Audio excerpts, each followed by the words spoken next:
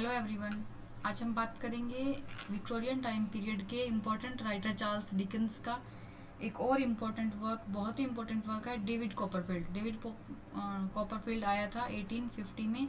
इसी time Tennyson का इन memoriam आया था, और जो एलिजाबेथ बैरेट ब्राउनिंग है उनका सोनेट्स फ्रॉम पोर्तुगीज आया था।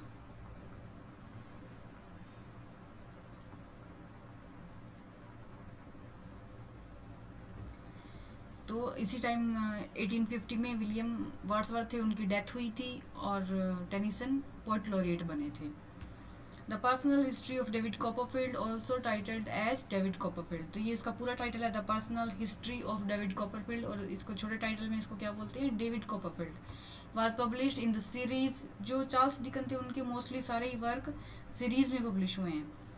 1849 to 1850 in a book forum it was published in 1850. David Copperfield is a novel in Bildungsroman. Bildungsroman कौन सा होता है, जॉनर, जो नोवेल का जॉनर होता है Bildungsroman। उसमें क्या होता है कि जो प्रोटैगनिस्ट होता है उसकी जर्नी दिखाई जाती है इनफेंसी टू मेच्योरिटी तक। Genre by Charles Dickens, narrated by the eponymous. Eponymous मतलब जो प्रोटैगनिस्ट होता है उसी के नाम पे नोवेल होता है, जैसे ओलिवर ट्विस्ट था, और इसी तरह से डेविड कॉपरफील्ड है। जो प्रोटैगनिस्ट होता है वही उस नोवेल का भी नाम होता है, same. Dealing his adventure in his journey from infancy to maturity among the novels. David Copperfield was Dickens most favourite novel. तो जितने भी नॉवल इन्होंने लिखे हैं, 15 नॉवेल्स लिखे हैं, उनमें जो डेविड कॉपरफील्ड है वो इनका फेवरेट नॉवल है। David Copperfield was his favourite child. तो इसमें चाइल्ड है वो भी डेविड कॉपरफील्ड इनका फेवरेट चाइल्ड है, और इसको सेमी ऑटोबायोग्राफिकल नॉवल भी बोलते हैं। Both the character and the title differ in many ways. However, the author's personal experience as child labor in a factory, his schooling and his struggle for studying, and finally his appearance from senatorial journalism into popular novel writing are real. तो अब हम बात करेंगे इसकी story की, David Copperfield की story क्या है। The novel traces the life of David Copperfield from the time of his birth to his mature manhood. यही बिल्डिंग्स रोमन होता है, जिसमें बर्थ से उसके मैच्योर मैनहुड तक की स्टोरी को दिखाया जाता है। His early years are enjoyable with his mother, who was widowed shortly before his birth, and his servant Pegotty. ये पेगोटी जो लेडी होती है ये बहुत ही नाइस होती है, इनकी सर्वेंट होती है, और ये डेविड कॉपरफील्ड को बहुत प्यार से बड़ा करती है। तो डेविड कॉपरफील्ड की इनके फादर की डेथ हो जाती है जस्ट बिफोर हिज बर्थ, मतलब इनके बर्थ से 6 मंथ या थोड़े से मंथ पहले इनके फादर की डेथ हो जाती है। तो इनकी मदर और इनकी जो ये सर्वेंट होती है पेगोटी, ये इनके साथ रहते हैं और काफ़ी खुश अच्छी लाइफ होती है इनकी। लेकिन एक ख़राब मोमेंट उस टाइम आता है जब इनकी मदर डिसाइड करती है दूसरी शादी करने के लिए मिस्टर मर्डस्टोन के साथ। ये मर्डस्टोन होते हैं, ये ख़राब इंसान होते हैं। जब इनकी मदर की इनके साथ शादी हो जाती है तो इनकी लाइफ काफ़ी ख़राब हो जाती है। Life becomes unbearable for David.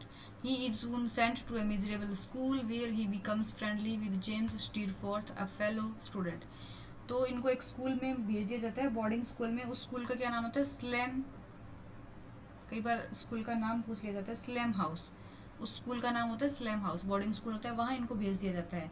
वहाँ पे ये फ्रेंड बनते हैं जेम्स स्टीरफोर्थ के, और थोड़े टाइम बाद उनकी मदर की डेथ हो जाती है तो इनको स्कूल से निकाल लिया जाता है। और एक वर्क हाउस, जो मर्डस्टोन का ही वर्क हाउस है, मिस्टर मर्डस्टोन का वर्क हाउस है, लंदन में वेयर हाउस है, वहाँ पे इनको काम करने के लिए स्कूल से इनकी पढ़ाई बंद करवा दी जाती है, और वहाँ पे काम करने के लिए इनको रख लिया जाता है।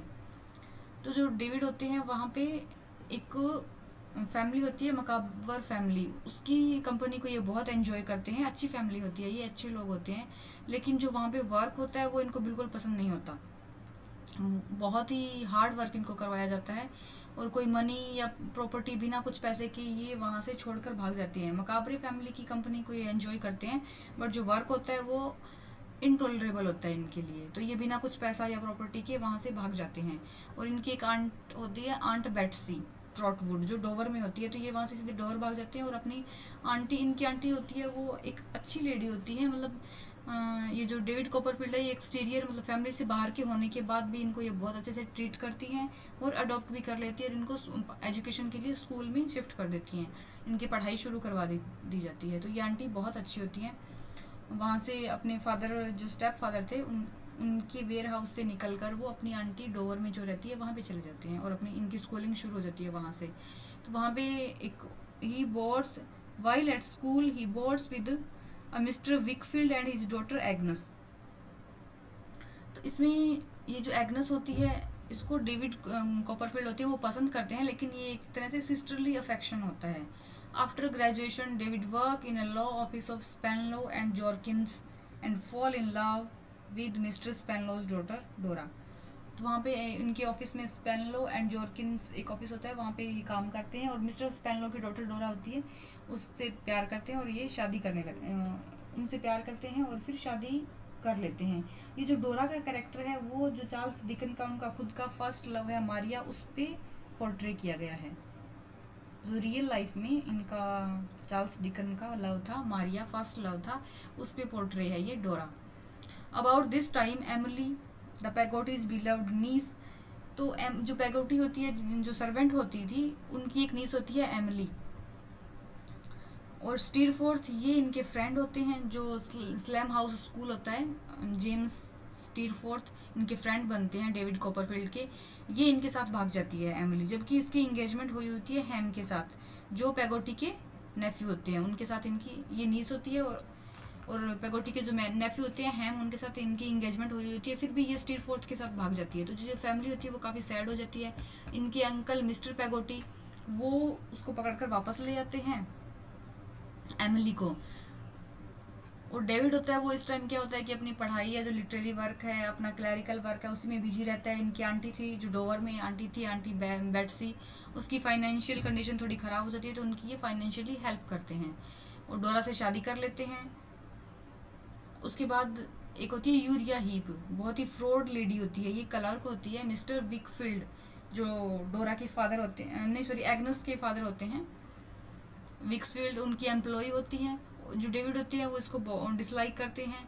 Deceitfully worked his way into partnership, ये जो मिस्टर विकफील्ड होते हैं ये काफ़ी शराब शुरू पीते हैं, इसी वीकनेस की वजह से ये इनकी कंपनी में पार्टनर बन जाती है। यूरिया ही फ्रॉड करती है ये। In addition David also discover that his old friend mister Micawber has gone, जो इनके स्टेप फादर थे उनकी वेयर हाउस में जब ये काम करते थे तो वहाँ पे एक मकाबरे फैमिली थी।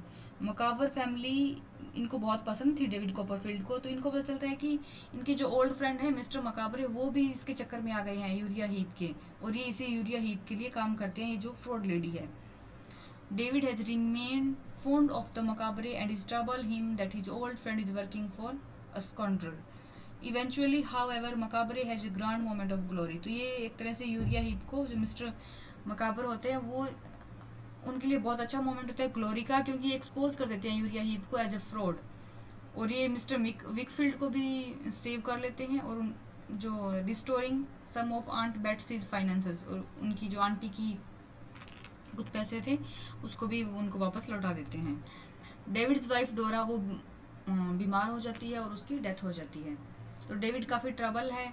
एक तो ये इनको लगता है कि इन्होंने एमिली को अपना जो फ्रेंड है स्टीरफोर्थ उससे क्यों मिलवाया, क्योंकि वो पैगोटी से काफ़ी जो आंटी थी इनकी पैगोटी उसके काफ़ी क्लोज थे, तो उनको लगता है कि आंटी को काफ़ी परेशानी हुई अगर वो एमिली को उससे स्टीरफोर्थ से नहीं मिलवाती और वो नहीं भागती तो फैमिली में प्रॉब्लम नहीं होती।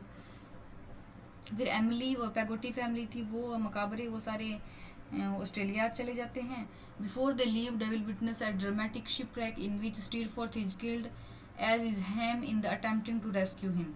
Still saddened by the loss of his wife, तो इनकी वाइफ की डेथ हो जाती है। And other events David goes abroad for 3 years. It is only after he return that he realise that Agnes Wickfield जो सबसे पहले जिससे एक तरह से लगता था कि इनको सिस्टरली अफेक्शन है, जब ये वापस लौट के आते हैं तो इनको पता चलता है कि ये उनका ट्रू लव है और ये एग्नस विकफील्ड से शादी कर लेते हैं और एक अच्छी हैप्पी मैरिज लाइफ एंजॉय करते हैं। यही इसकी स्टोरी है, कैरेक्टर्स हैं, और चार्ल्स डिकन का ये फेवरेट वर्क है David Copperfield. Thank you for watching. अगर आपको वीडियो अच्छा लगे तो please like and subscribe the channel.